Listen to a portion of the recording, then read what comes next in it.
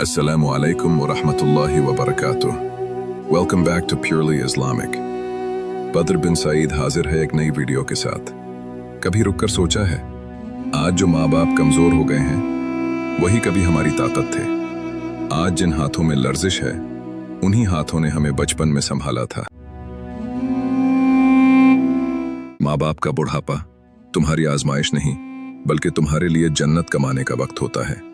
ये सिर्फ एक फर्ज नहीं बल्कि एक फख्र होना चाहिए कि अल्लाह ने तुम्हें खिदमत का मौका दिया।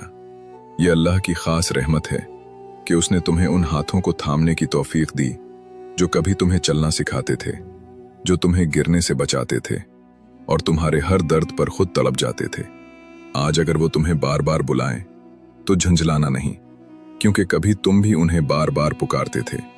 आज अगर वो आहिस्ता चलें तो उन्हें सहारा दो, क्योंकि कभी वो तुम्हें गोद में उठाकर चलते थे। याद रखो, जन्नत माँ के कदमों तले है और बाप जन्नत का दरवाज़ा है। तो आज से उनकी खिदमत को बोझ नहीं, अपनी निजात का रास्ता समझो।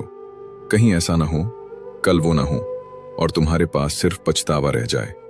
अल्लाह हमें अपने वालिदैन की कदर करने की तौफीक अता फरमाए और उनकी खिदमत को हमारे लिए जन्नत का जरिया बना दे।